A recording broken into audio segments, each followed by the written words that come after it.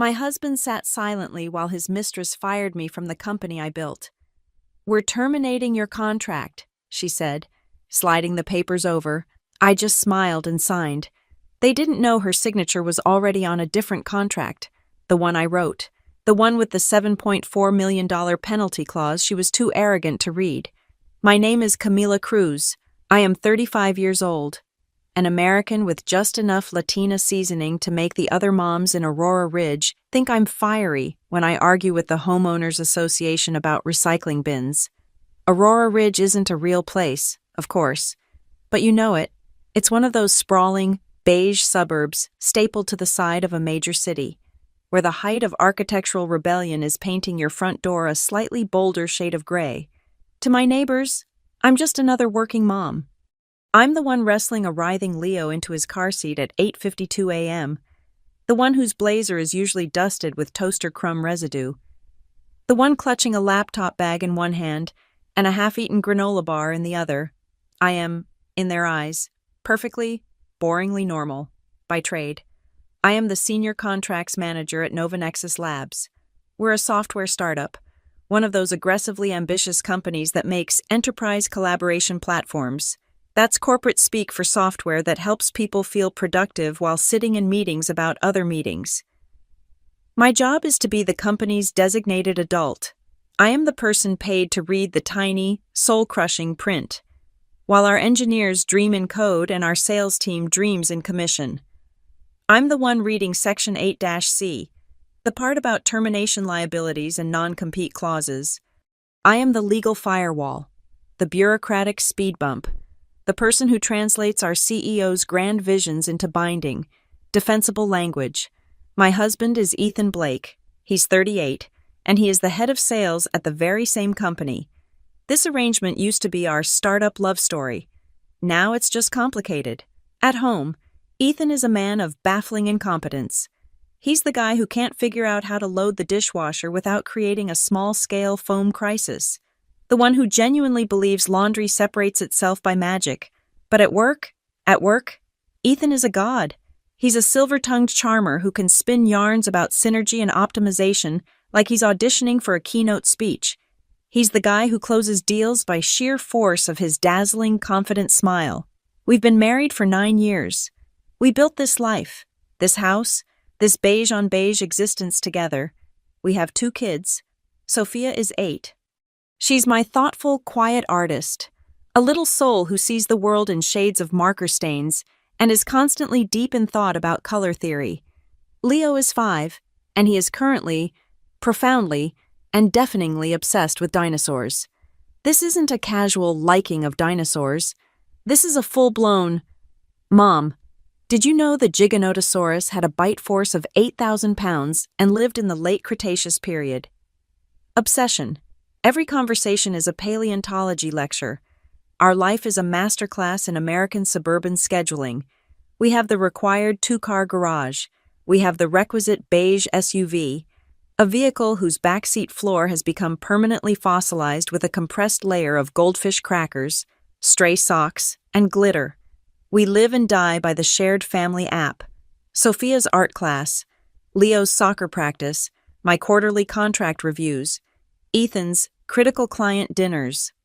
Our lives are so tightly wound, so optimized for forward momentum, that you'd need a spreadsheet to find a free Tuesday. The backdrop to this domestic bliss, the engine running under it all, is Novanexus. We started it in our garage, literally. Me on a card table with the incorporation papers, Ethan on his cell phone charming our first investor. Now, the company is on the verge of being acquired by HelioCore Networks, a bona fide tech giant. We aren't just talking about a nice payday. We are talking about hundreds of millions of dollars. This is the liquidity event, the exit, the moment all the stock options, the missed dinners, the skipped vacations, and the 70-hour weeks are supposed to finally pay off. Everyone at the office is walking around with this barely concealed avarice, dreaming of Teslas, beachfront property, and never having to work again. To elevate the brand before the sale, to make our boring but functional software feel sexy to the new owners, the board decided we needed a new vibe. They hired Lila Monroe. 28 years old, a former travel influencer turned self-proclaimed brand strategist. She was brought in as the Chief Experience Officer, which is a glorious-sounding title for a person who is young, beautiful, and looks fantastic on a pitch deck. Her entire job, as far as I could tell, was to add gradients to our slides and talk about brand authenticity almost immediately. I noticed the changes in Ethan. It started small. He began buying fitted shirts, the ones that hug the biceps and strain just a little across the chest. He swapped his regular drugstore mouthwash for some expensive herbal concoction from a boutique that smelled like a Swedish spa. "Just need to look sharp for the investors. Cam," he'd say, flashing a newly whitened smile. "Gotta look the part of $100 million exec." I'd just nod, clutching my canvas grocery tote bag, the one I got for free at a farmer's market. I felt like the before picture in a makeover ad, standing next to his sudden, expensive cologne-scented after, the first real tremor, the one that cracked the foundation. Happened on a Wednesday. I was at the pediatrician's office with Leo for his 5-year checkup. The wait was approaching an hour, and he was getting restless, threatening a full-scale velociraptor meltdown in the middle of a room full of sick toddlers. I'd forgotten his tablet. "Hey, honey," I texted Ethan. "Total nightmare at the doctor's. Can I borrow your work tablet? Leo's about to de-evolve." He was in a big meeting, so he just replied, "Sure, code is 1111, on my desk. Don't let him delete my slides." I lived close enough. I raced home, ran to his home office desk, grabbed the device, and got back to the waiting room just in time. "Okay, buddy. You want dinosaurs?" I said, unlocking it. As I swiped to find the video app, a calendar notification popped up at the top of the screen. It wasn't an official work meeting. It was a private entry, color-coded dark blue. Strategy session, off-site. The attendee, Lila Monroe, and next to her name, a single emoji, a cocktail glass. It was just a cocktail. People have strategic cocktails. I told myself to breathe. I told myself I was the paranoid wife, the one who reads the fine print, the one who sees risk everywhere. But that night, the feeling wouldn't go away. That cold, hollow space that had just opened up in my stomach.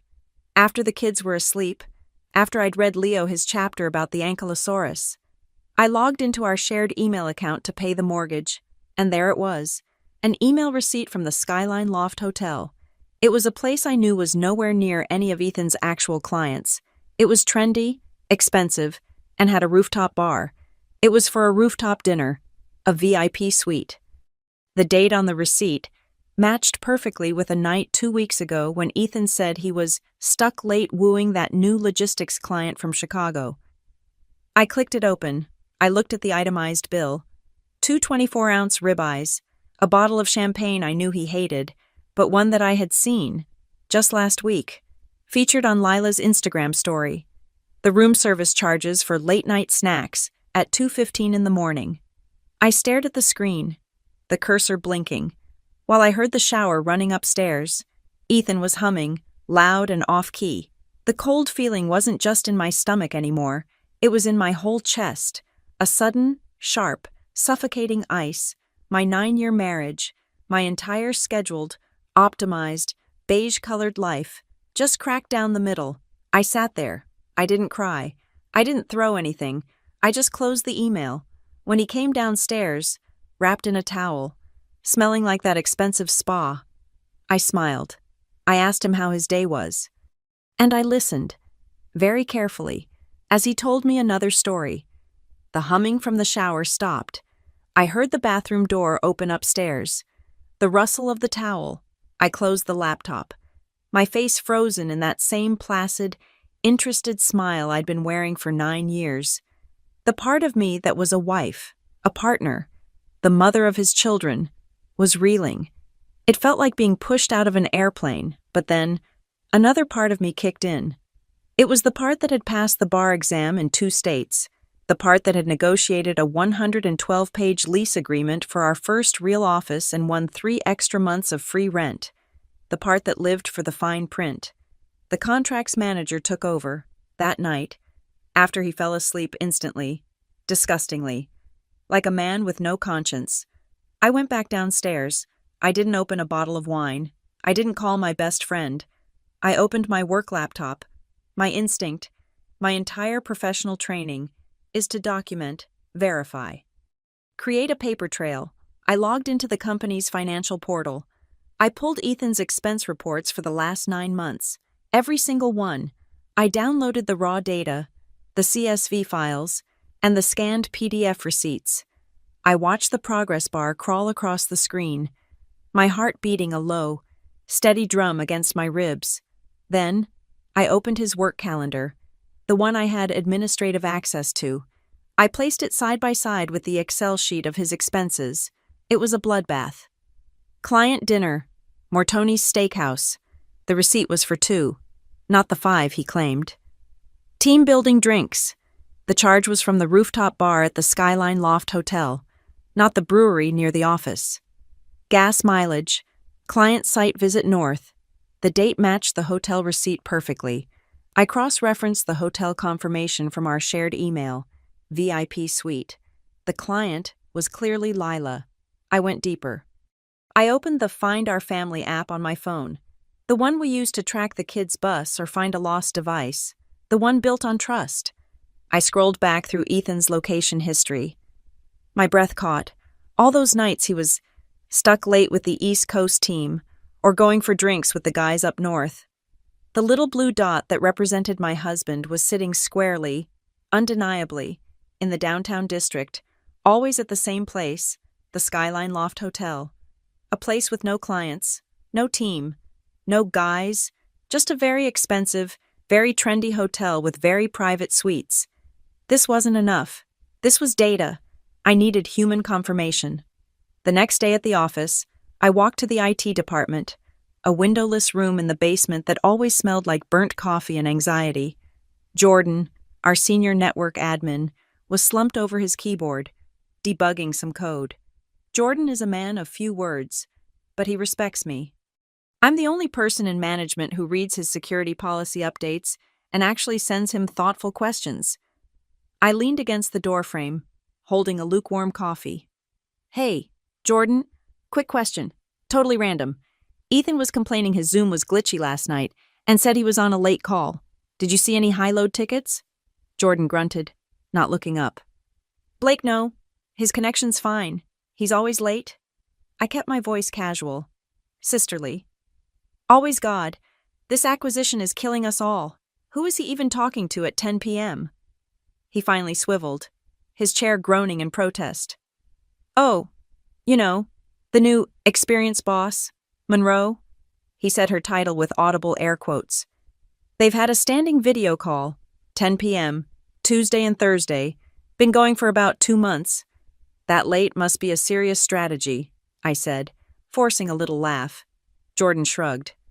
I guess, kind of weird. Though, her video feed is always on. His camera is always off, every time. I only noticed because it was flagging our bandwidth monitor. His camera is always off. The words hit me like stones. I thanked him, told him he was a lifesaver, and walked away before he could see the tremor in my hand. When I got back to my desk, I did the one thing I had promised myself I wouldn't. I opened Instagram. Lila's profile was public. Of course, it was a carefully curated hellscape of authenticity, filtered sunsets, inspirational quotes about the hustle, and perfectly composed flat lays of her desk. I scrolled, and I scrolled. There, a story from 2 weeks ago. The same night as the Skyline Loft receipt, a close-up shot of a cocktail, a smoky old-fashioned, caption crazy brainstorm night with the team work-life strategy. But in the background, out of focus, was the distinctive orange and black label of a very specific, very expensive small-batch whiskey, Ethan's whiskey, the one he kept ranting about, the one I could never find for his birthday. I scrolled further, a post from a month ago. Her, smiling into the camera, wrapped in a plush white hotel robe. The corner of the room was visible behind her, the wallpaper, the specific lamp on the nightstand. I opened a new tab. I went to the Skyline Loft Hotel's website. I clicked on Galleries. I clicked on VIP Suite. It was the same room, The exact same wallpaper. The same goddamn lamp. Brainstorming, I whispered to my screen. The rage was so cold, so pure. It was almost calming. This was no longer just a personal betrayal. This was a professional one. I logged into the company's HR portal. I had high-level access to review departmental structures. I pulled up the records for Lila Monroe. I expected to see her hired as a C-level exec. What I found was worse. She had started 6 months ago as an outside consultant on a 3-month contract. I'd even reviewed that initial contract. But then, just 2 months ago, her status changed. She'd been converted to a full-time C-level employee, chief experience officer, with a salary that made my eyes water and a stock option package that was frankly insulting. I looked for the approval chain. The person who had pushed for this, who had fast-tracked her past the standard review process, bypassing the board's compensation committee for initial approval. The one who had signed off on the internal justification memo, Ethan Blake. He had not just been sleeping with her, he had actively, strategically promoted her. He had used his power as head of sales to parachute his mistress into the executive suite, and in doing so, by pure chance, or by malicious design, the new org chart he'd proposed put her, the chief experience officer, directly above me, the senior contracts manager. The final piece clicked into place at a PTA meeting that Friday. I was trying to sign up for bake sale duty when another sales rep's wife, a woman I'd always found painfully loud, cornered me by the gluten-free cookies. "Camilla, oh my God, you work with your husband, right? You must know Lila Monroe," she gushed. "My Kevin just got back from the sales retreat, and he said the chemistry between your Ethan and that woman was just wow, like over the top, can't keep their hands off each other chemistry. He said it was almost unprofessional. Anyway, are these brownies nut-free?" I stared at her, my plastic smile cracking. It wasn't a secret. It was gossip. I wasn't just a fool in my own home. I was a fool at the school bake sale. That night, I went home. I didn't confront Ethan. I didn't pack a bag. I opened a new, blank Excel spreadsheet. In cell A1, I typed, Exhibit A, Ethan Lila. I created columns date, time, location, type of evidence, monetary value, witness. I started populating the rows. Row 1, the hotel receipt. Color-coded red, for financial reasons. Row 2, the location history from the app. Color-coded blue, for digital tracking. Row 3, Jordan's testimony. Color-coded yellow, for witness. Row 4, the Instagram post. Color-coded green, for social media. Row 5, the HR fast-track approval. Color-coded deep, dark, furious red. Everything was organized, cold, clinical. I looked at the data I had assembled. I realized the board, our CEO, all of them lived in a growth bubble.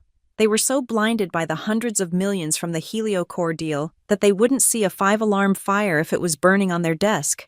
They trusted Ethan, their rainmaker. They were dazzled by Lila and her pretty slides. None of them, not one, had the time, the patience, or the skill to read the fine print. Except me. I was the only one who read the fine print. I decided right then, I would not cry, I would not yell, I would not throw a single plate. That was the fight they were expecting. The fiery Latina wife, hysterical and heartbroken. No, I was going to fight them on a different battlefield. The one they had foolishly, arrogantly, dismissed. The one where I was the expert, and they were just reckless amateurs. I chose the contract. It happened on a Monday morning. Just after 9:15, the email was from our CEO's executive assistant, a woman I'd trained. The subject line was offensively casual. Quick touch base, the location conference room 4B. We all called it the aquarium. It was our flagship meeting room. A cube of floor-to-ceiling glass right in the main atrium of the office. It was a room designed for performance, not privacy. It was where you celebrated a huge client win, or where you were publicly dissected so everyone else could learn from your mistakes. As I walked toward it, I felt a heavy, cold dread settle in my stomach, like I'd swallowed a ball of wet cement. I pushed open the heavy glass door. They were already seated, a tribunal waiting for the condemned. Our CEO, David, a man who usually radiated nervous energy, looked atypically still, his hands folded neatly on the table. Lila. She was wearing a blindingly white suit, so crisp and angular it looked less like fabric and more like sculpted porcelain. She was sipping a green juice, the picture of vibrant, effortless power. And Ethan, my husband, he was staring at the wood grain of the table with the intensity of a scholar, as if he might be quizzed on it later. He did not look up when I entered. "Camilla, thanks for joining," Lila started. She didn't wait for David. She was in charge.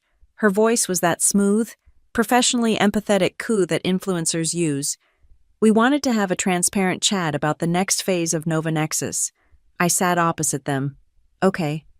As we move towards the acquisition, she continued, placing her green juice down, we've been reassessing all our verticals. We've decided the company needs a new legal energy, something more dynamic, more aligned with the rapid growth mindset of HelioCore. I translated dynamic means not you. New energy meant not you. Rapid growth mindset meant you are old, rigid, and in my way. I don't understand, I said, my voice perfectly flat. David shifted, clearing his throat, looking at Ethan, silently begging him to step in. Ethan finally spoke, his voice thick. Cam. He still wouldn't look at me. His eyes were fixed on a spot on the wall just over my left shoulder. This is hard. This is incredibly hard. But we think it's for the best. He took a shallow breath. We need to create a clean separation between, our work life and our home life. It's gotten too blurry. This is better for us. Better for the marriage. Honestly, better for the marriage. The words hung in the sterile, air-conditioned space. He was firing me, with his mistress sitting right next to him, and telling me it was to improve our relationship. The audacity was breathtaking. It was a tactical, corporate-sanctioned gaslight. So, David cut in, seizing the moment. With that in mind, he slid a thick, comb-bound document across the polished table. It had a blue cover sheet. On it, in crisp, black font, were the words Mutual Separation Agreement. Camilla, David said, trying to sound firm but landing on desperation. We have put together an incredibly generous package. Truly, we value the work you've done here. We just want this to be amicable. We want everyone to be able to move forward. I stared at the cover. I didn't open it. I could feel the eyes of the junior sales guys walking past the aquarium, their steps slowing for a moment to watch the drama. Lila, clearly mistaking my frozen silence for shock or weakness, leaned in. She added her own sweet, venomous little punctuation mark. And just so we're all on the same page, Camilla, she said, her voice dropping into a tone of faux sympathy. I've already actively restructured the legal and compliance team.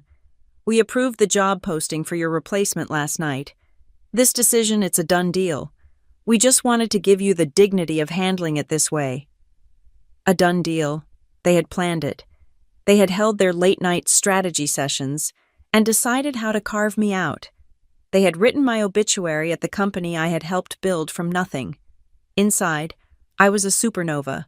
The humiliation was a physical sensation, a scalding, acidic wave that rose up my throat. My hands, resting in my lap, wanted to tremble. My voice wanted to crack.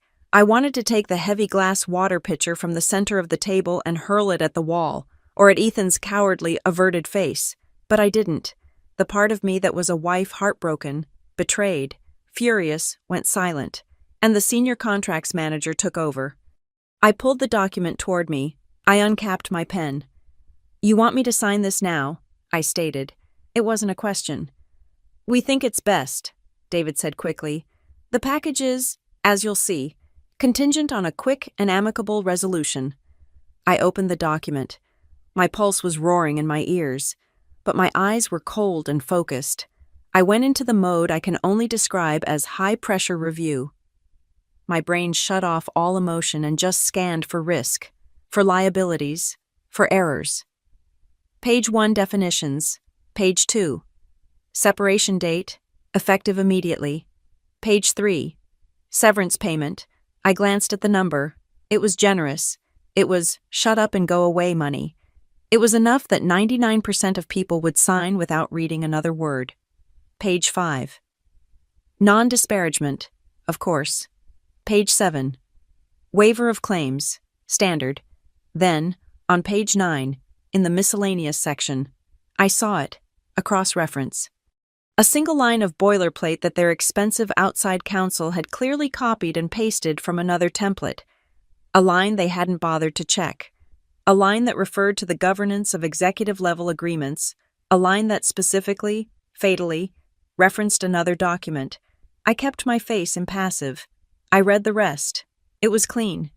I took a breath, letting it out in what I hoped sounded like a shudder of defeat. I let my shoulders slump. I looked, just once, at Ethan. I let him see the pain in my eyes. He flinched and looked back at the wood grain. I turned to the last page. I signed my name. My signature was perfectly steady.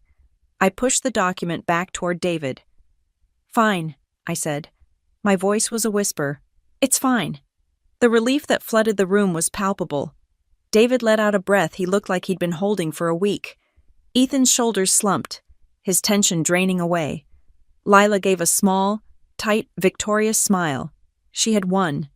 She had the man, she had the title, she had the company, and she had just dismissed the pathetic, discarded wife. "I'll just need a fully executed copy," I said, my voice hollow. "Scanned and emailed to me today, for my records." Of course, David said, nodding, already gathering the papers. "Right away." I stood up. I didn't say goodbye. I didn't look at Ethan again. I pushed the glass door open and walked out. I walked through the atrium. I could feel the stairs. The whispers starting. I kept my head high. I walked toward the elevator bank, and to get there, I had to pass the Founder's Wall. It was a large mural of photos from the very beginning, the garage days. There was a picture of me, 9 years younger, beaming, holding up the signed lease for our first real office, and there was Ethan, standing behind me, his arms wrapped around my waist, kissing the side of my head. We looked so young, so in love, so absolutely convinced we were going to conquer the world together. I stopped and looked at the man in that photo. I looked at his proud, happy eyes, and I realized, with a sudden, devastating clarity, that the man in that picture was gone. He had died, or maybe he'd never existed at all. And the man sitting in the aquarium, the one who couldn't even look at me, was a stranger. I got into the elevator, the doors slid shut. Alone in the mirrored car, I let one single, hot tear of pure, undiluted rage roll down my cheek. Then I wiped it away. My phone chimed. It was an email from David's assistant. Attached executed separation agreement. I opened the PDF. I didn't look at the severance number. I didn't look at the confidentiality clause. I scrolled straight to page 9. I zoomed in, my thumb pressing against the glass. All terms herein are governed by and subject to the stipulations outlined in the controlling executive framework. And then, the beautiful, fatal, stupid mistake they had all missed. See also Section 14C of Executive Employment Agreement, Monroe. A small, cold smile crept onto my face. The mine was armed. The trigger was set. Lila, in her arrogant rush to fire me, had just personally activated a $7.4 million bomb, and she had no idea she was the one holding it. I am not a hacker. I don't break code. I will write about it. My code is just written in the language of legal boilerplate, a dialect that most people, especially the ones who think they're the smartest in the room, find too boring to actually read. That's their mistake. The bomb wasn't built on the day I was fired. It was built 6 months ago, at my dining room table, at 1:30 in the morning. It started in a board meeting. The HelioCore acquisition was just a whisper then, a strategic possibility. David, our CEO, was already in a panic about our brand image. HelioCore needs to see us as a rocket ship, not just a useful tool, he'd said, pacing. We need to sizzle. We need a face, that consultant, Lila Monroe. She sizzles. They had decided to bring her in, not as a consultant, but as a full-blown C-level executive, chief experience officer. They wanted to give her a supermax package, a massive grant of stock options, a bonus tied directly to the acquisition valuation. They wanted to make her a retention story for the investors, to show how serious we were about next-gen leadership, and so, the task fell to me. The company's designated adult. Camilla, David had said. You're the best. Draft her employment agreement. Give her the moon. But make sure we're protected. Write it so if she turns out to be, difficult, we still own the company. If she turns out to be difficult, a vague, meaningless, emotional request. But I understood. They were throwing a truckload of money and power at an unproven influencer, and they were scared. They wanted me to write a contract that was simultaneously a golden chariot and an iron cage. That night, I was at the dining room table. The house was finally quiet. Sophia and Leo were asleep. The only sound was the hum of the refrigerator and the click-clack of my keyboard. My laptop was open. Papers fanned out around me. The first draft of the C-level agreement. Ethan was upstairs, taking one of his new, long, elaborate showers. He'd been doing that a lot. His phone was on the kitchen counter. Plugged in. It lit up. A text notification. From Elle. A single heart emoji. My blood didn't run cold. It didn't do anything dramatic. It just stopped. I stared at that glowing red icon. Elle. I knew a lot of L's. But at that moment, with the smell of his expensive new Swedish spa soap wafting down the stairs, I knew exactly which L it was. It was just a seed, a tiny, poisonous seed of doubt. I didn't touch the phone. I didn't move. I just sat there. When the screen went dark, I turned back to my laptop, but I was no longer just Camilla, the senior contracts manager. I was a woman with a seed of doubt, and I was about to write the most important document of my life. I opened Lila's demand email from HR. It was a masterpiece of entitled audacity. She wanted immediate vesting on 30% of her options. She wanted a change of control bonus that was double what our head of engineering had. She wanted a guaranteed severance package, a golden parachute that would pay out even if she were fired for incompetence. She was a brand new hire, demanding more than the people who had literally built the company from the garage. And then, I looked at the board's vague, terrified request. Make sure we're protected. Okay, I whispered to the empty room. Let's be protected. I didn't just write a contract. I designed a system. I built a trap made of intersecting clauses. First, I created a new definition. I called it the Founding Staff Protection Clause. It was beautiful. It was buried in Section 9, under Governance and Personnel. It defined a specific, small group of employees as foundational to core business operations. It listed the titles, Head of Engineering, Head of Product and Senior Contracts Manager. My title. It stipulated that this founding staff could not be involuntarily separated or structurally demoted by any C-level executive hired after a certain date, Lila's hire date within the first 12 months of that executive's employment, not without a supermajority vote of the full board of directors, including the independent members. It sounded reasonable. It sounded like stability. It sounded like protecting the company's core assets during a transition. But that was just the cage. Now, I had to build the bomb. I added Section 14, Executive Compensation and Clawbacks, and in that, I wrote my masterpiece. Section 14-C. It was a trigger. It stated that if any member of the founding staff was terminated in a way that violated the procedure in Section 9, it would constitute a breach of contract and a critical failure of fiduciary duty on the part of the executive who initiated it.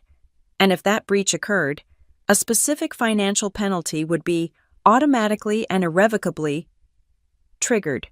A sum of $7.4 million, a number I'd calculated based on the upper-tier valuation of her bonus, and unvested shares would be immediately clawed back from her personal, unvested stock and bonus pool. It would not go back to the company. It would be immediately converted into a dedicated fund.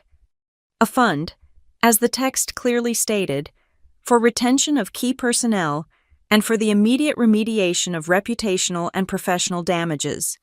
A fund that would be placed under the sole signatory control of the terminated founding staff member. Me. I wrote it, I read it, and I read it again. It was perfect. It was a legal Rube Goldberg machine. Lila, in order to fire me, would have to personally and publicly void her own paycheck, and in the same motion, hand it directly to me. The next morning, I sent the draft to our outside counsel, the $10,000 a day lawyers at a white shoe firm. I packaged it perfectly. "Hi, Tom," I wrote. "Here's the new CXO agreement," added the usual exec comp language. I also added some standard founder-friendly protections I've seen in other Series C deals, just to make sure our core team feels secure during this transition. See Section 9. Let me know your thoughts. Standard, founder-friendly, the magic words. Tom, who was juggling 3 other acquisitions and probably billing $200,000 that week, replied 2 days later, "Looks good. Camila, the language in Section 9 is solid. Good forethought. Cleaned up some of the indemnity language in Section 12. You're clear to send for signature."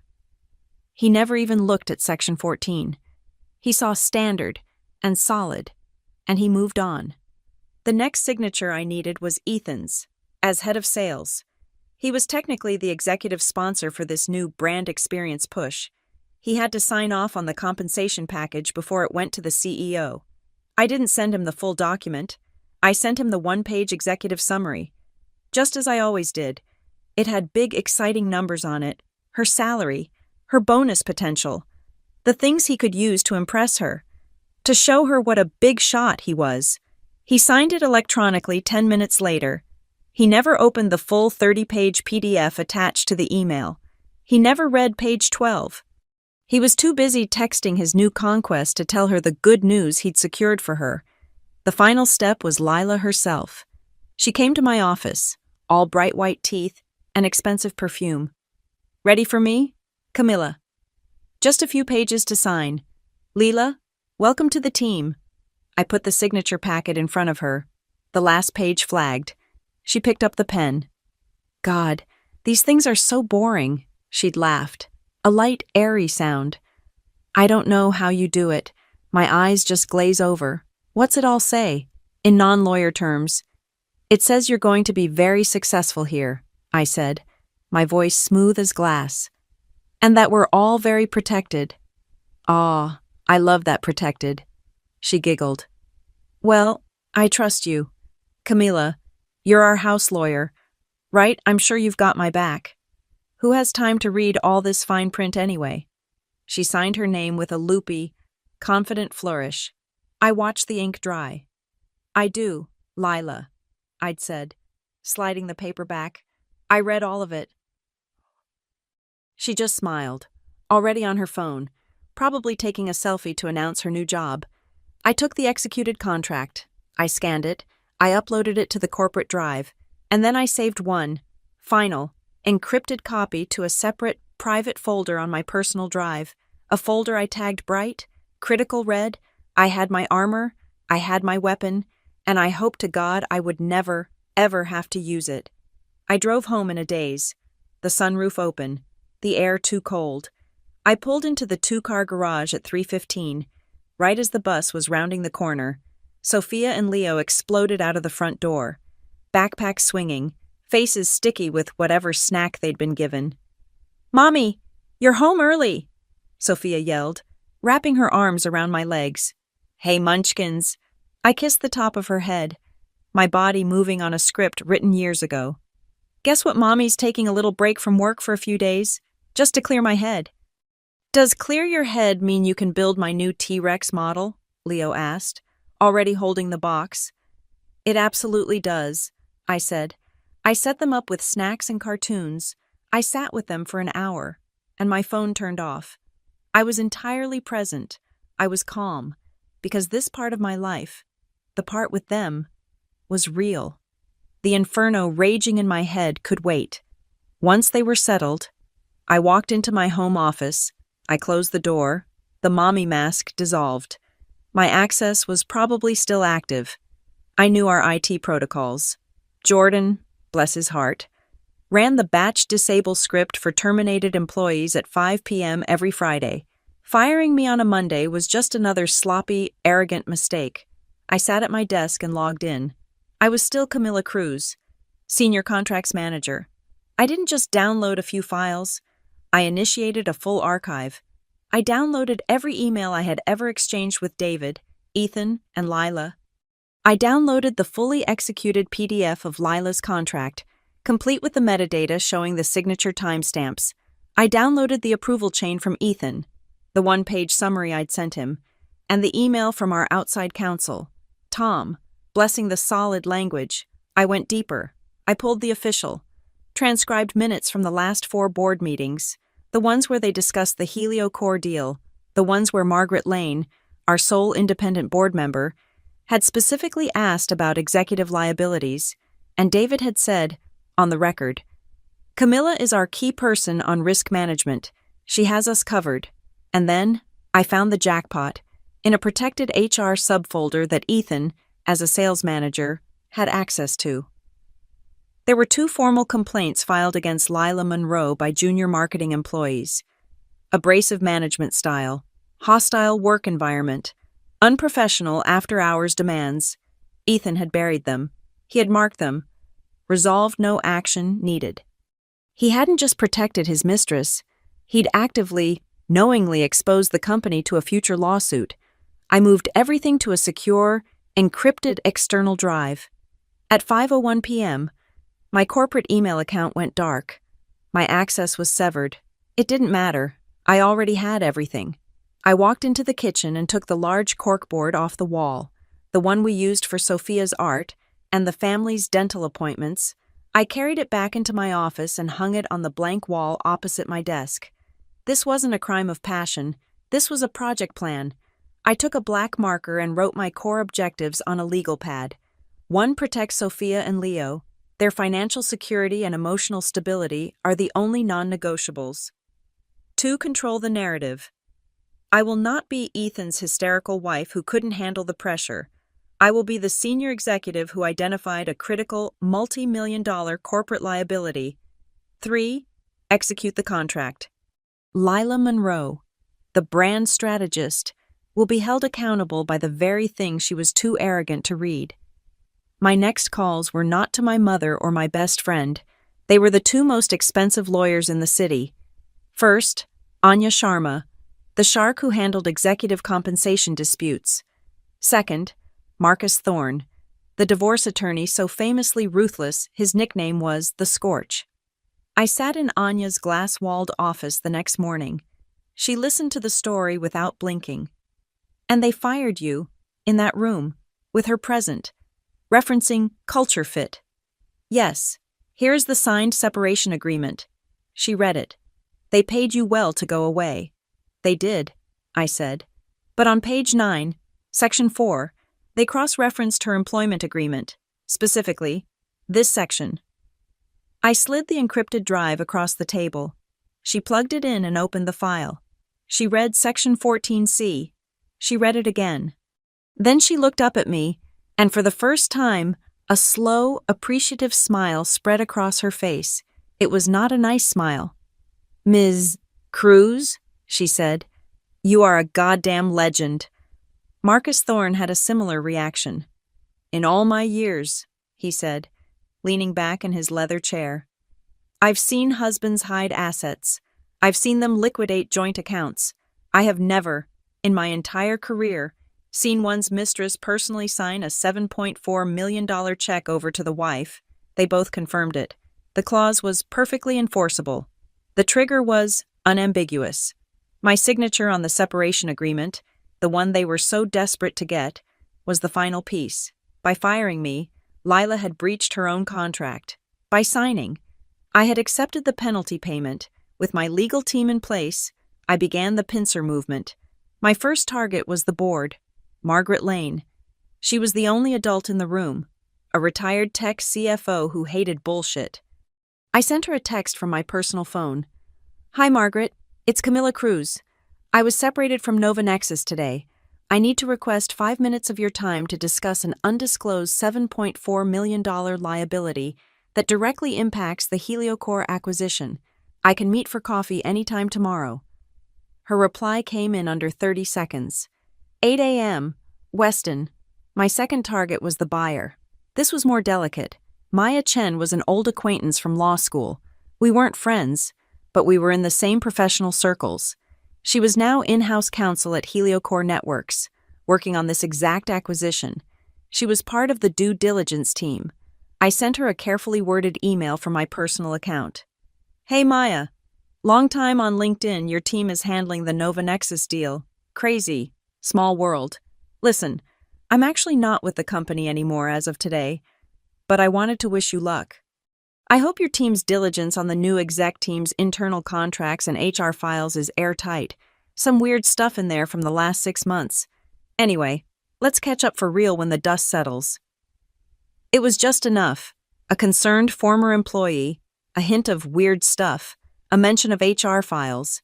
An MA lawyer's entire job is to pull on threads like that until the whole sweater unravels. I had just handed her the first thread. I went back to my office. I stood in front of my corkboard. I drew a timeline with a red marker. On the far left, D-Day fired. On the far right, Acquisition Day signing. The press release had set the date. It was in 2 weeks. I started adding index cards with pushpins. Task 1. Meet Anya. Done. Task 2. Meet Marcus. Done. Task 3. Meet Margaret. Tomorrow. 8 a.m. Task 4. Prep affair. Evidence exhibit. A.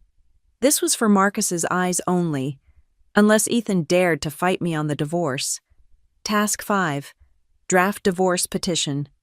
Task 6. Wait for a call from Heliocore, estimated 24 to 48 hours. Task 7. Choose outfit for acquisition day. I pinned this one with a bright red pin. It was important. I looked at this map of my own liberation. It was all about money and contracts and betrayal, but it was missing the most important part. I went online.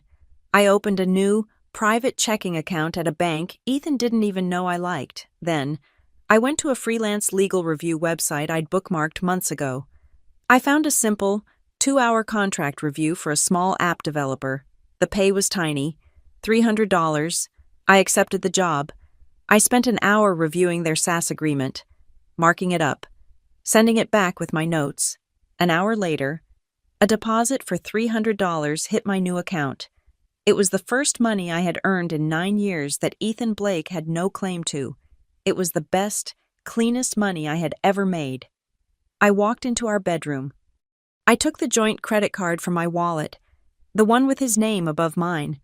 I took my sewing scissors, and I cut it into 4 perfect, irreparable pieces. The war was on, but I had just secured my own supply lines. My war room, my corkboard of strategy, was on the inside, on the outside.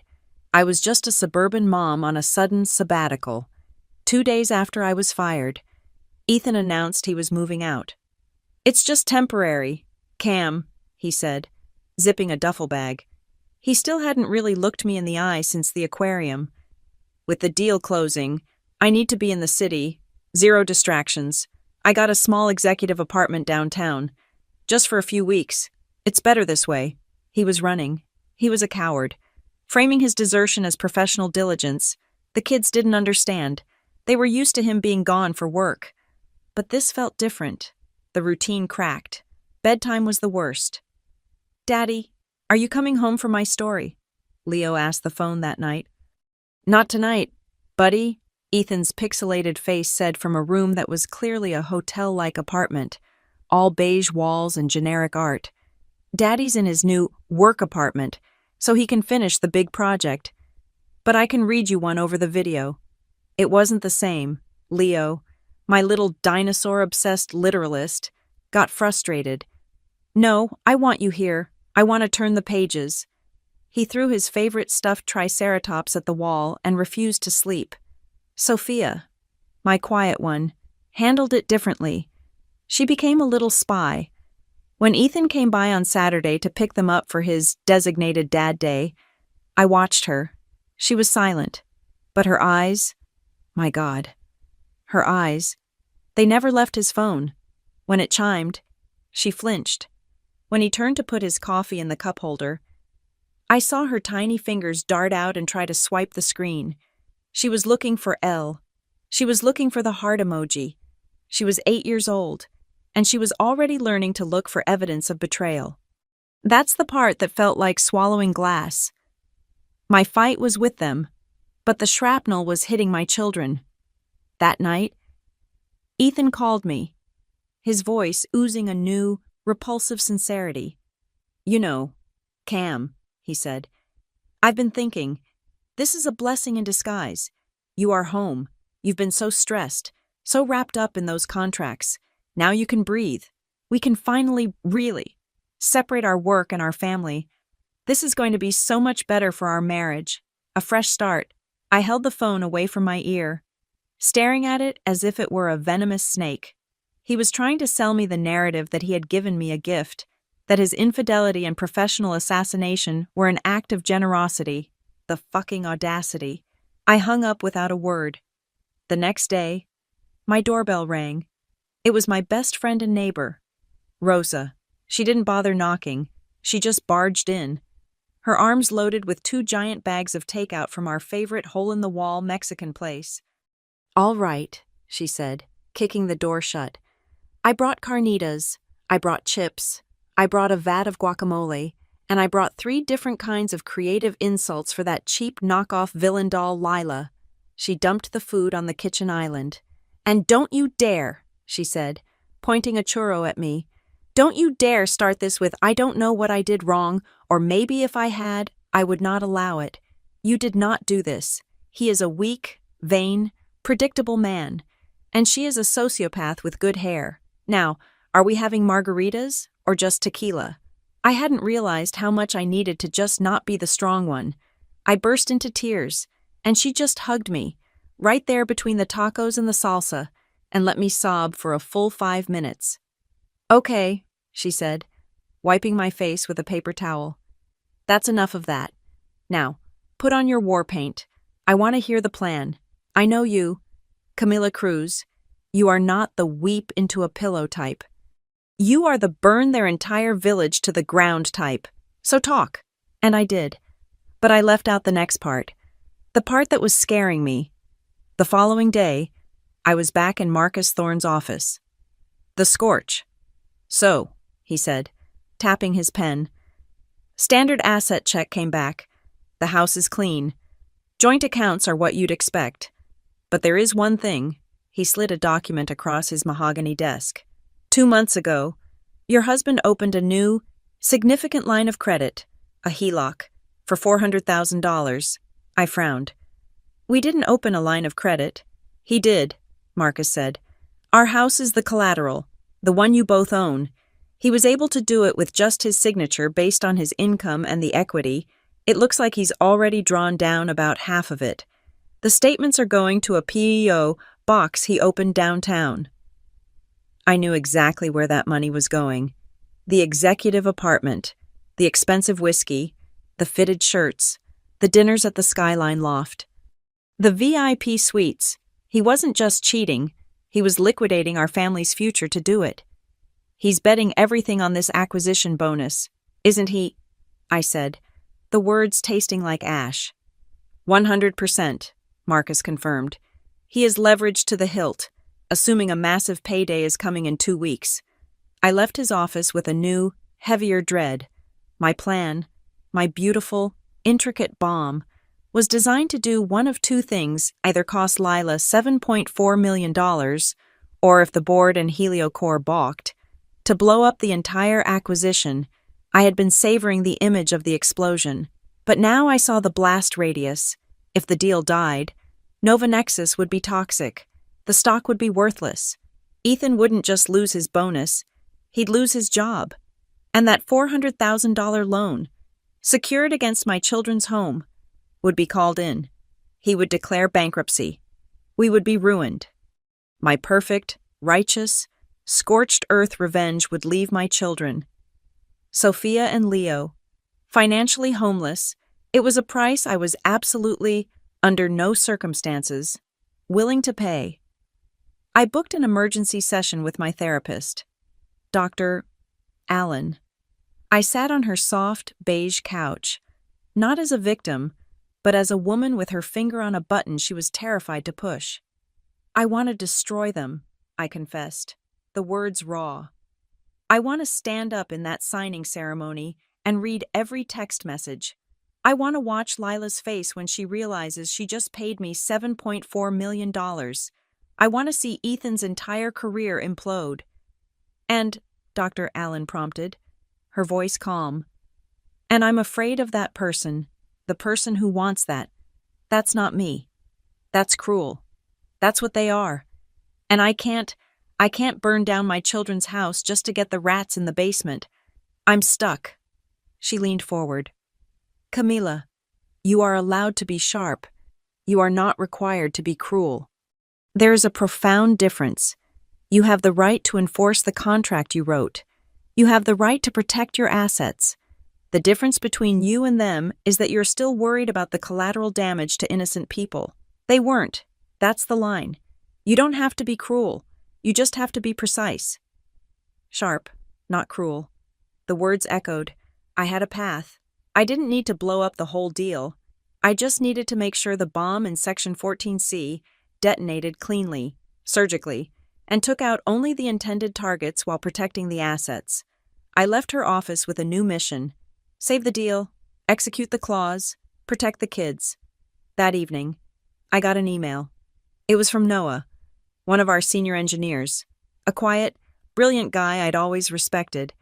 I helped him get his H-1B visa paperwork expedited last year. Hi, Camila, it read. I heard you're on a break. I know it's none of my business, but a lot of us are really upset. You were the only exec who actually listened. Anyway, I'm working on a small side project, an app for community garden swaps.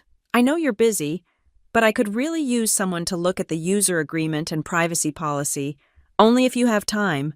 It was a life raft, a reminder that I was more than just Ethan's wife or Lila's victim. I was good at my job. We met for coffee. He was nervous, kind. There was a warmth there, a spark of decency I hadn't seen in months.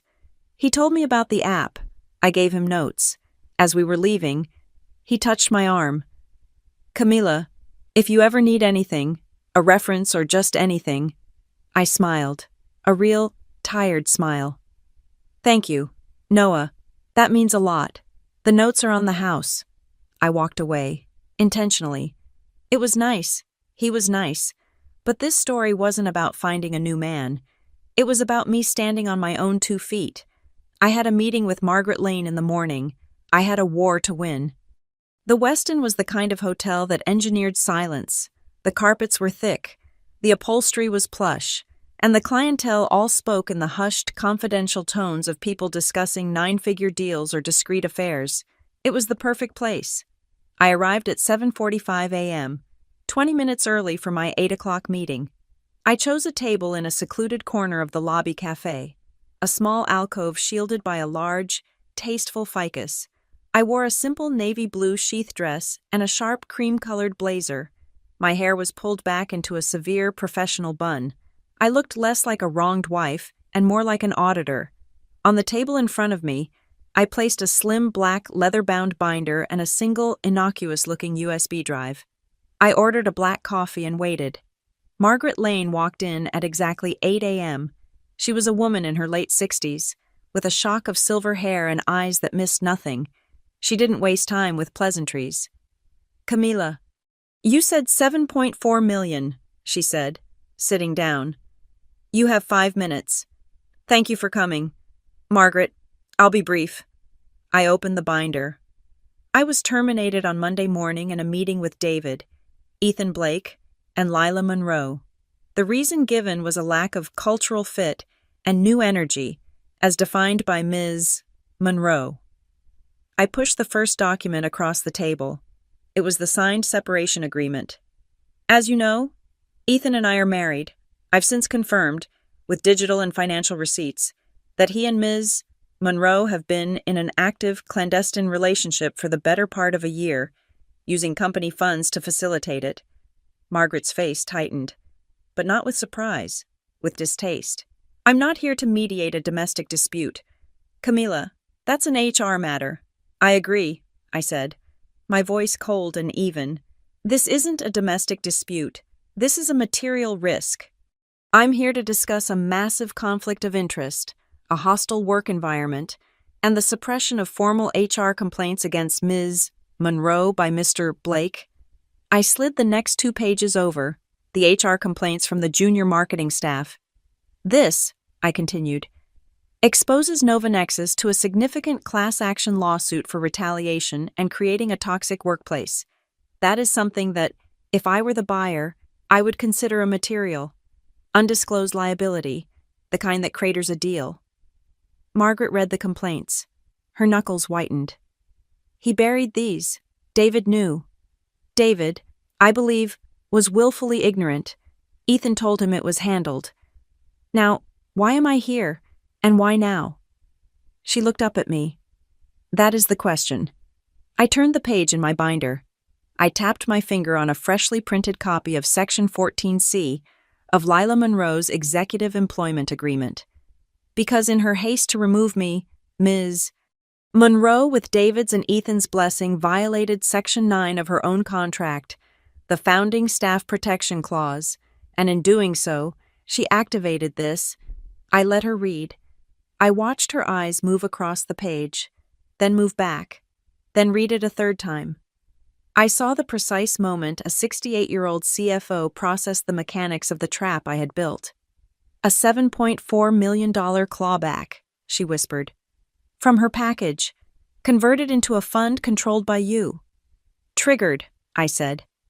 By her own signature on my termination papers, which explicitly state she was the one assessing my fit. The separation agreement they all signed on Monday legally constitutes the final, unambiguous activation of this penalty. Here is the email from our outside counsel confirming the language was solid. Here are the board minutes where David called me a key person for risk. This is not a personal grievance. Margaret, this is a binding, contractual debt. And it is now an asset of mine, and a massive liability on the company's balance sheet, that you are legally required to disclose to HelioCorp before the signing. Margaret Lane leaned back. The look of distaste was gone. It was replaced by a cold, furious, almost appreciative respect. My God, you built this.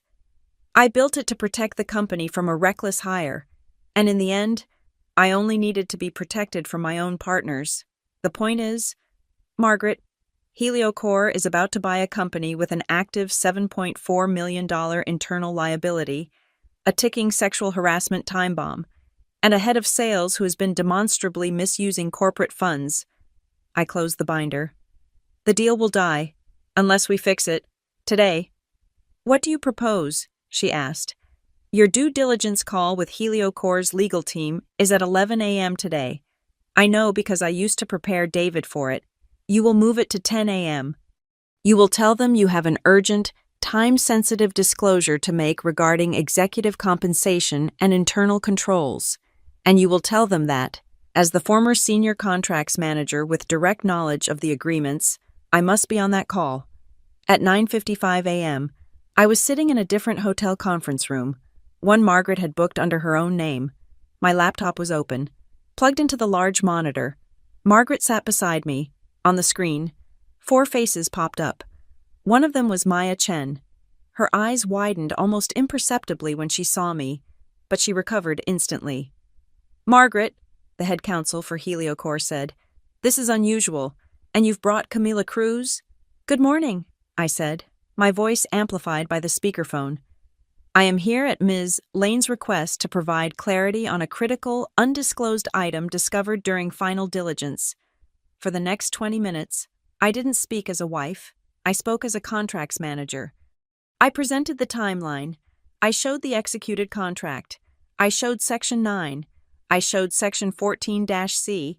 I showed the email from Tom, our own outside counsel, blessing the founder-friendly language. I showed the board minutes. I presented it not as a trap, but as a robust governance protocol that had been improperly and recklessly triggered by senior management. The silence on the other end of the Zoom was absolute. Finally, Maya Chen spoke, her voice pure ice. "So let me be 100% clear. You are telling us that, less than 48 hours before closing, you have uncovered a $7.4 million contractual payout to a terminated employee, triggered by the malfeasance of your new chief experience officer, and that this same executive team is embroiled in a conflict of interest and has been suppressing HR complaints." "That is an accurate summary," Margaret said. "And you are aware," Maya continued, "that failure to disclose this would have constituted securities fraud." "I am so aware," I cut in, "that I am the one who brought it to the board's attention." The head counsel for Heliocor muted himself. We could see them, 4 heads bent together, talking furiously in a soundproof room. He muted.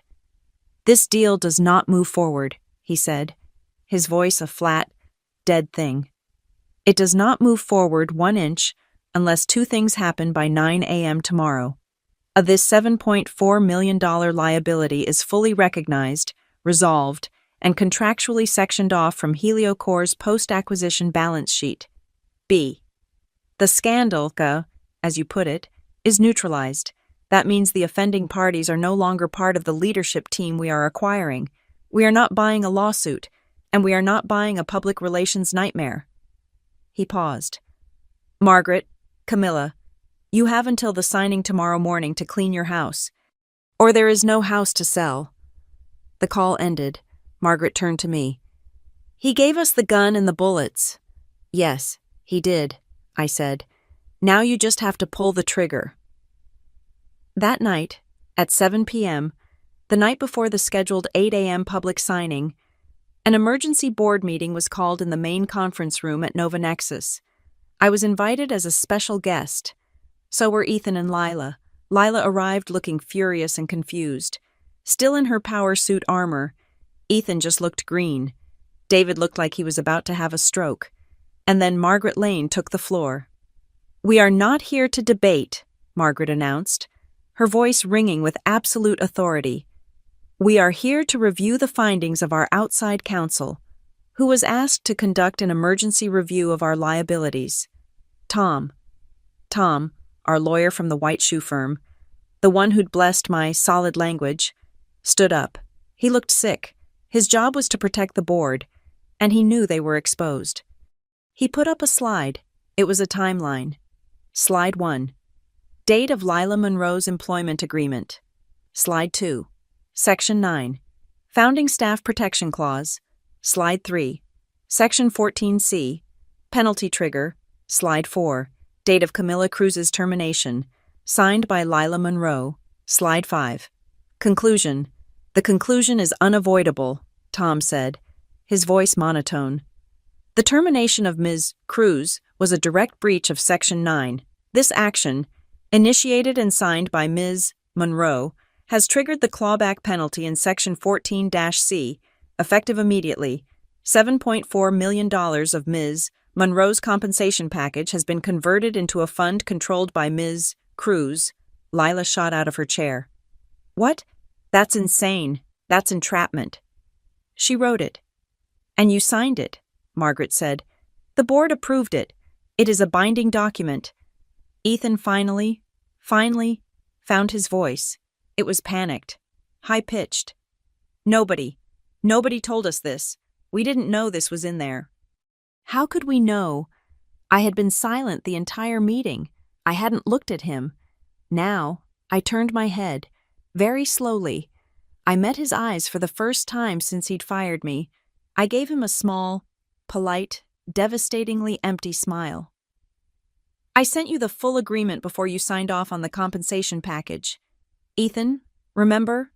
I said, my voice quiet, but cutting through the silence.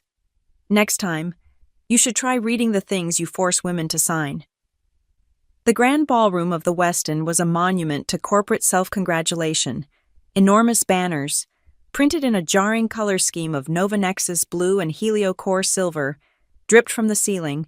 A long line of nervous, excited employees snaked toward a registration desk. where they were handed lanyards and small, offensively cheerful stickers that read, "I survived the acquisition." Everyone was buzzing, high on the smell of hotel coffee and the promise of their stock options finally turning into actual money. In a small, plush, green room behind the stage, Lila Monroe was standing in front of a full-length mirror. She was adjusting the lapels of a new, razor-sharp suit, this one a vibrant, almost violent, shade of magenta. She was practicing her smile, the inspiring female leader one, the one that was equal parts humility and unshakable confidence. She was ready for her close-up, ready for her victory speech. In the same room, Ethan was pacing, his own index cards in hand. He was reviewing his speech, the one he'd be giving as the triumphant head of sales. I knew exactly what would be in it. Words like journey, synergy, growth, and this incredible team. He was preparing to take a bow for a performance he hadn't yet realized was a tragedy. They were both waiting for the 9 a.m. public announcement. They had no idea the real event had already been scheduled for 7:30, in a windowless purgatory on the hotel's mezzanine level called the Cypress Room. It was a small, gray, soulless box, no banners, no stickers, just a heavy table, 12 bottles of lukewarm water, and a speakerphone. Around the table sat the true stakeholders, Margaret Lane, the full HelioCore legal team with Maya Chen at their head, and our terrified outside counsel, Tom, and me. I sat at the head of the table, directly opposite the two empty chairs. Ethan and Lila were ushered in by a grim-faced hotel manager at 7:31. They clearly thought this was the final, formal, board sign-off. Lila looked annoyed at the early hour. Ethan just looked pale. Tom, our lawyer, didn't wait for them to sit. He stood, his hands visibly trembling as he opened a folder. "We have worked through the night," he said, his voice a flat monotone, "on a single, non-negotiable solution to present to the board. It is the only path forward that secures the acquisition." He looked at Margaret, who nodded. He then addressed the gray wall, unable to look at anyone. "1 Ms. Lila Monroe will tender her resignation, effective immediately, for personal reasons. 2 Mr. Ethan Blake will be placed on immediate, unpaid administrative leave, pending a full internal investigation into corporate expense misuse and human resources violations. 3. The $7.4 million defined in Section 14-C will be formally recognized as a corporate debt and paid out, as specified, to Ms. Camila Cruz from the acquisition proceeds, and 4 Ms. Cruz will accept a 90-day, high-value advisory contract with HelioCore to ensure a smooth transition of institutional knowledge. Lila made a sound like a kettle boiling. "This is insane," she shrieked, her voice cracking the engineered silence. "You can't be serious. This is a joke. This is entrapment." She rounded on me, her finger jabbing the air. "She did this. She set me up. This is a personal vendetta. This is some jealous wife's conspiracy to steal my money. You're letting her weaponize a document." I let the echoes of her scream fade. I let the silence hang in the air for 1, 2, 3 beats. Then I leaned forward, my hands clasped on the table. I didn't raise my voice. I didn't have to.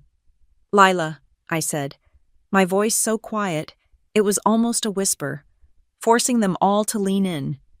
"A mistress doesn't really need to read the Bible, but a chief experience officer really should read her own employment agreement." She was cornered. She was a feral animal. She played her last, desperate card. "You do this, and I'll destroy this deal," she snarled. "I'll go to the press.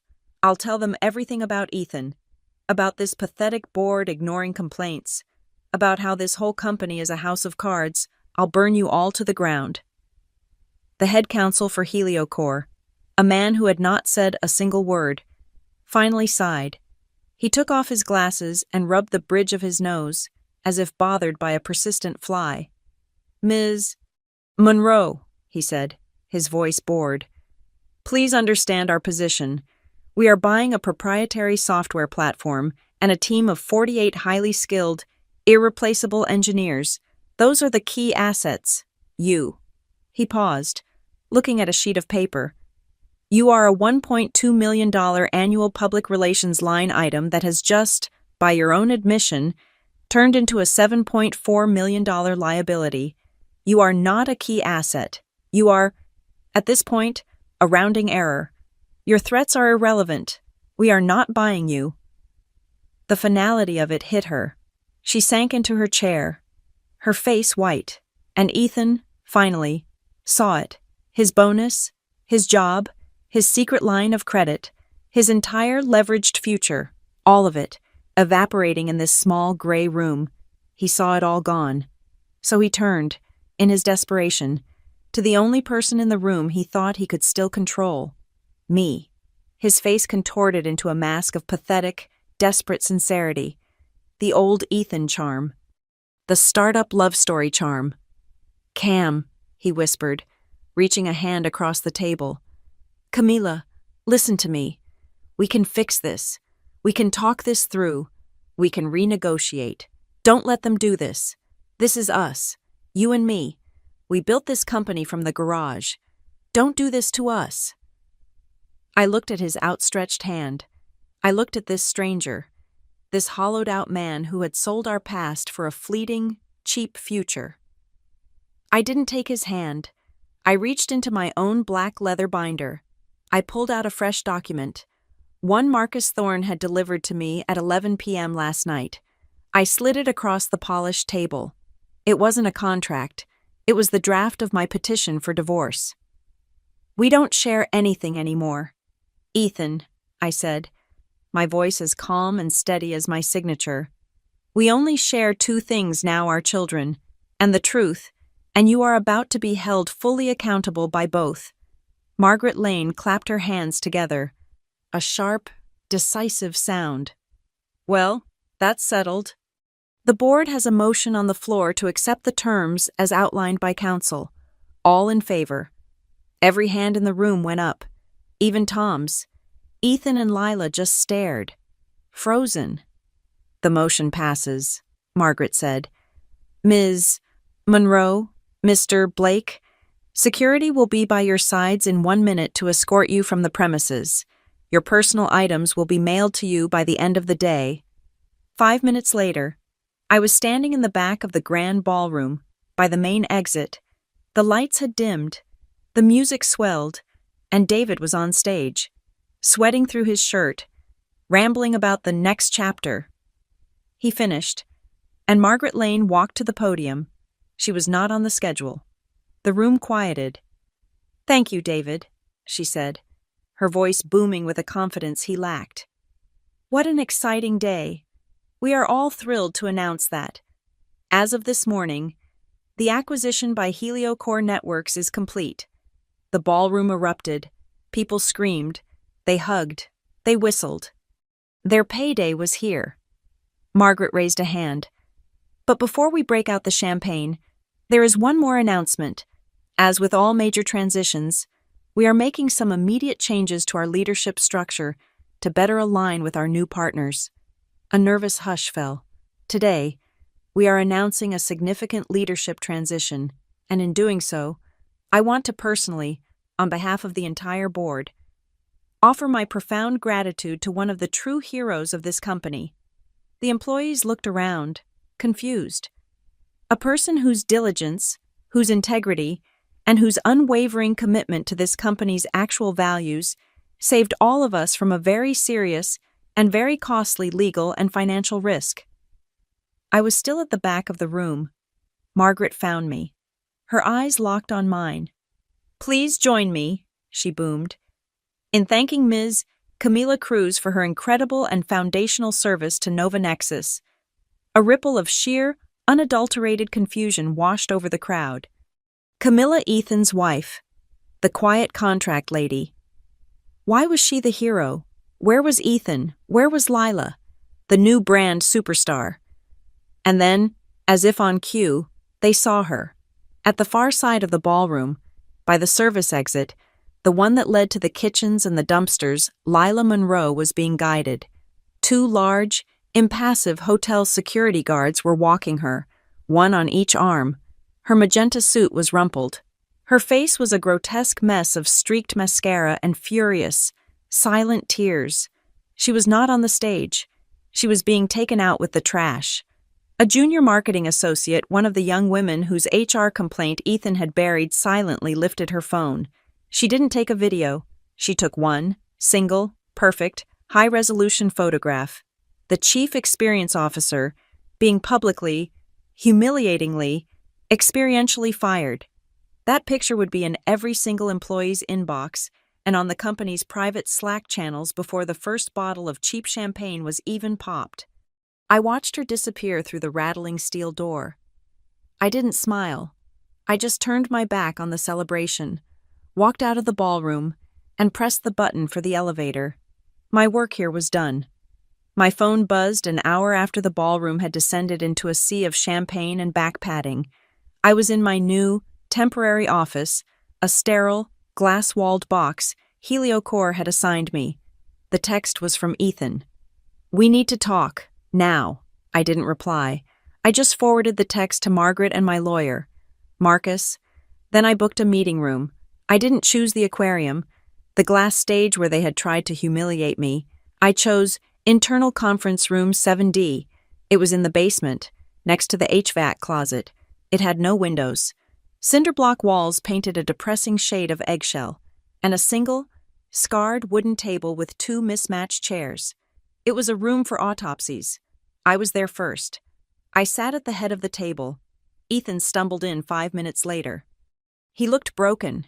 His suit, the one he'd planned to wear for his victory speech, was hopelessly wrinkled, as if he'd slept in it in his car. His face was gray and haggard, his eyes shot with red. He didn't sit. He just stood by the door, vibrating with a toxic mix of rage and self-pity. He started, his voice a low, gravelly rasp. "You did this. You ruined my life. You blew up my career, my entire future. You made me a laughingstock in front of the whole company. Everything I built, gone. Are you happy?" I looked at him.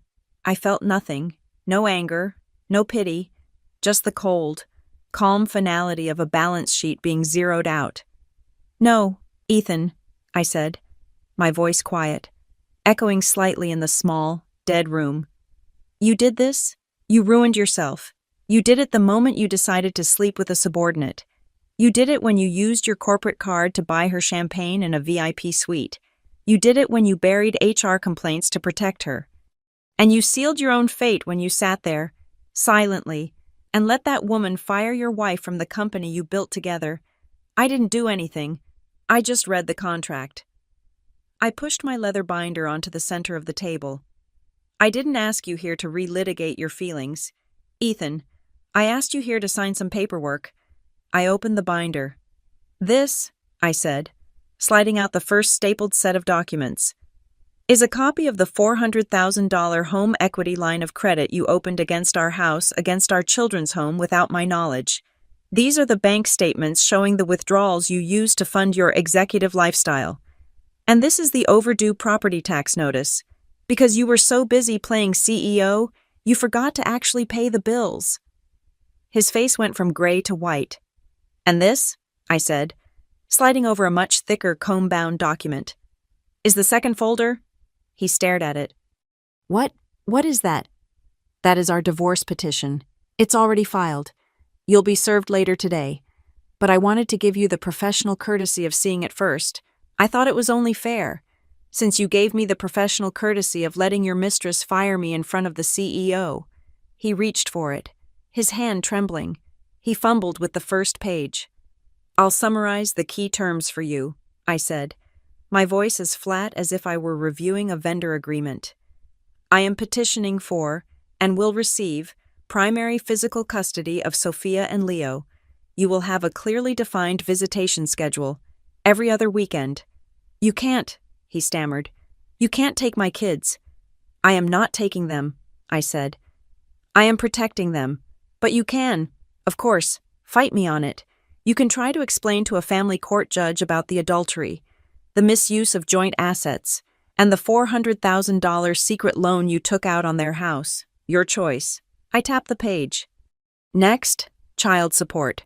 It has been calculated based on your new, current, and future earning potential. That is, your base salary, which, after this, will be substantially lower. It is not calculated on the multi-million-dollar acquisition bonus that you no longer have. That's what finally broke his anger, the reality of money. He collapsed into the other chair, his body seeming to deflate. He put his head in his hands, and then he tried the last weapon he had left. Nostalgia. Cam, he whispered, his voice cracking. Camila, please, don't do this. Think about the garage. Think about the card table, the late-night Chinese food. We shared that first bottle of cheap champagne on the floor of our rental, dreaming about this day, about this exact day. Selling the company, doesn't that mean anything? After all these years, doesn't our story mean anything to you at all? I let the silence sit. I looked at this hollow man, this ghost of the person I had loved. It did, I said, and my voice was soft for the first time. It meant everything to me. Our story was everything, but you are the one who decided it was over. You decided that our past, our garage, our children, all of it was worth less than the temporary thrill of being adored by a 28-year-old. You decided that the feeling of your mistress admiring you was more important than the reality of your wife respecting you. I leaned forward. And you need to understand something. Ethan, this is a good deal. This is the exit I am giving you. He looked up, confused, his eyes wet. What are you talking about? I'm talking about the investigation, the HelioCore internal audit that you are now required to cooperate with, the one looking into your expense reports, the one looking into the HR complaints you buried. My lawyers, Ethan, they're not just divorce attorneys, they're corporate litigators. And they believe that what you did using a line of credit on our joint property to fund a lifestyle for an affair, then burying complaints against her, constitutes a form of fraud. They believe I could, if I wanted to, push HelioCore to not just fire you, but to pursue criminal charges. His breathing stopped. I could send you to jail. Ethan, I have the paper trail. I have Exhibit A. I have all of it. Why wouldn't you? He whispered, terrified. Because of Sophia and Leo, I said, the words sharp and clean. Because unlike you, I will not gamble with their future just to win. I will not have them visiting their father in a minimum security prison. Because my therapist was right. I can be sharp. I don't need to be cruel. I pushed a single sheet of paper and my pen across the table. It was the signature page for the divorce settlement. So here's the deal you are going to take. You are going to sign this, right now. You will agree to every single term.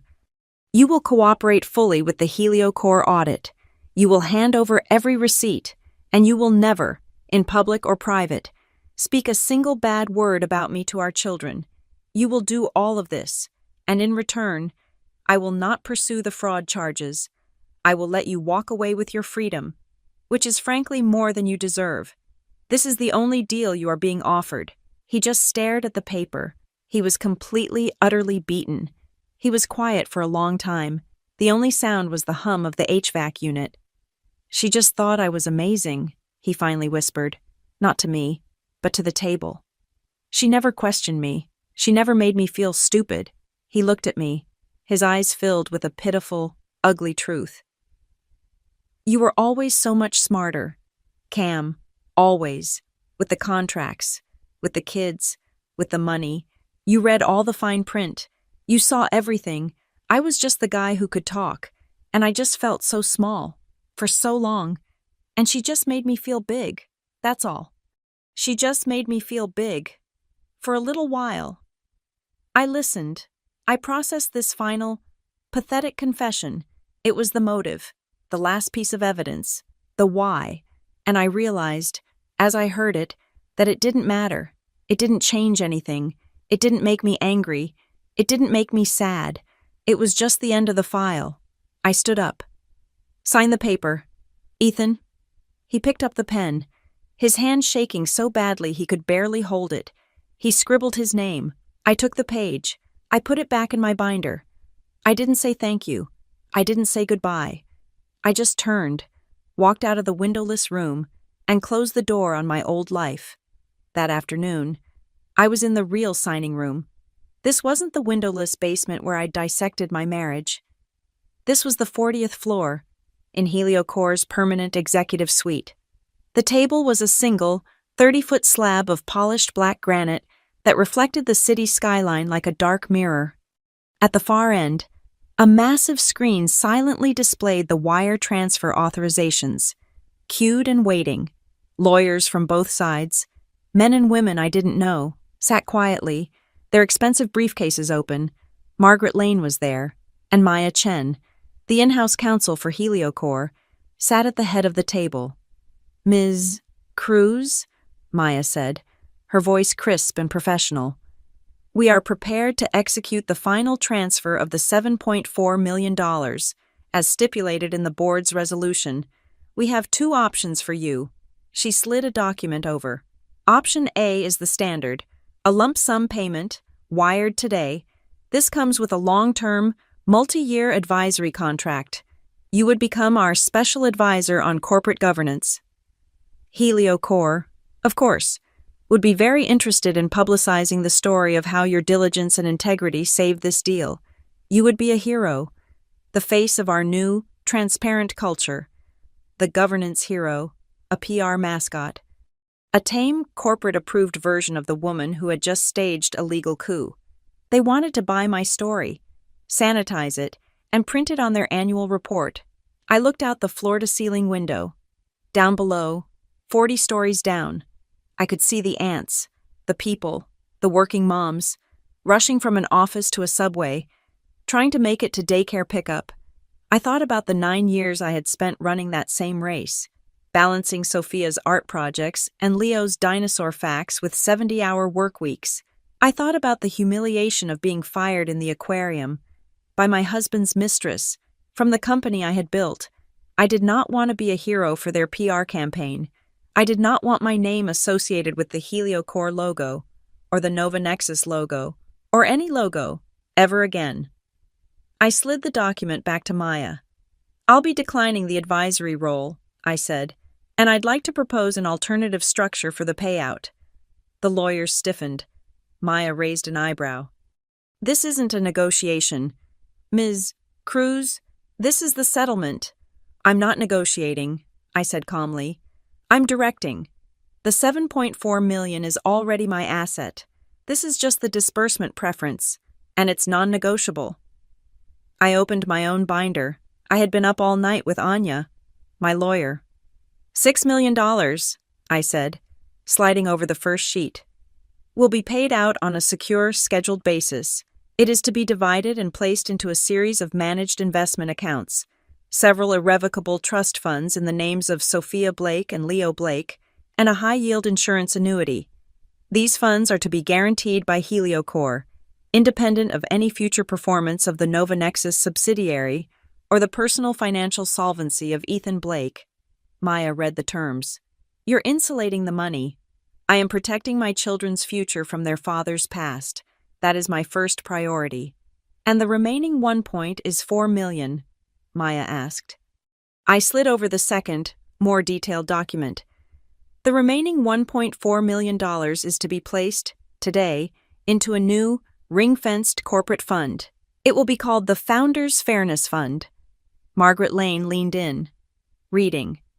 "It will be an internal, independently managed fund," I explained. "Its sole purpose is to provide legal and financial support to any non-executive employee of the new HelioCore Nova Nexus entity who brings forward a credible claim of workplace harassment, retaliation, or abuse by a member of senior leadership." A few of the lawyers shifted, uncomfortable. "The fund's bylaws," I continued, "are attached as Exhibit B. They are already drafted. They will be managed by a 3-person independent committee. I have already selected the first 2 members, Margaret Lane, and Noah, our senior engineer who represents the staff. The third will be chosen by them. It is my money, and this is what I am doing with it." Maya stared at me. You are using your own settlement to fund internal whistleblowers. I am using my settlement to ensure that what happened to me and what happened to those junior marketing associates can never, ever happen again. You get to buy the company. Maya, I get to buy its conscience. There was a long silence. Maya looked at Margaret. Margaret gave a single, firm nod. Fine, Maya said. The terms are acceptable. We'll have it papered.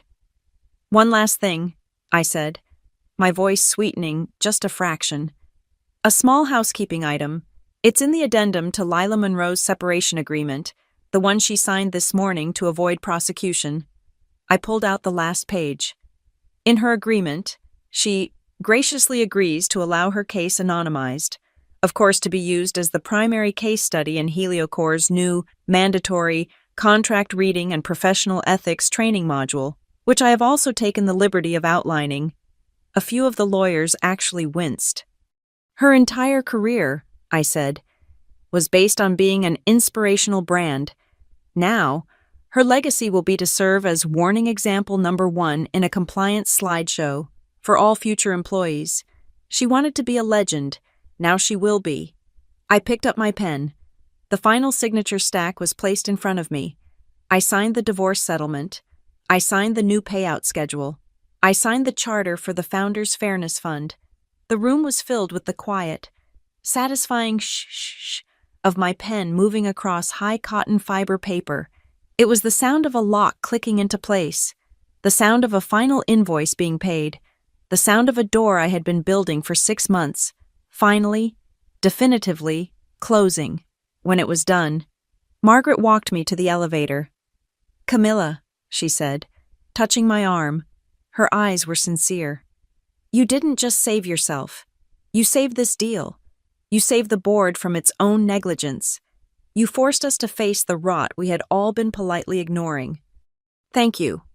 It was just business, Margaret, I said, pressing the down button. The difference is, for the first time in my life, it was my business.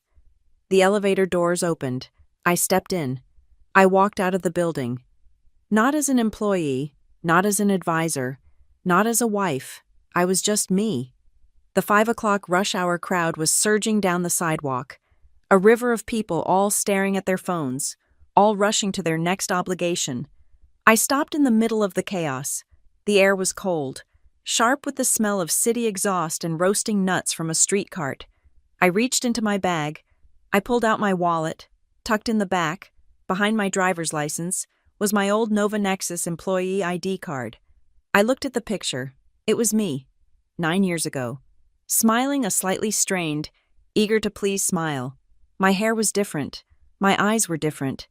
She was a woman who I hadn't known. A woman who believed in shared dreams, who believed hard work was enough, who believed the man kissing her in the garage photo would always have her back, a woman who had not yet learned to read the fine print of her own life. I felt a pang of pity for her, and then a wave of gratitude. She had done her best. I walked to the corner. I stood over a public trash can, the metal rim gritty under my fingers. I looked at the ID card one last time, and I let it go. I didn't watch it fall. I didn't wait.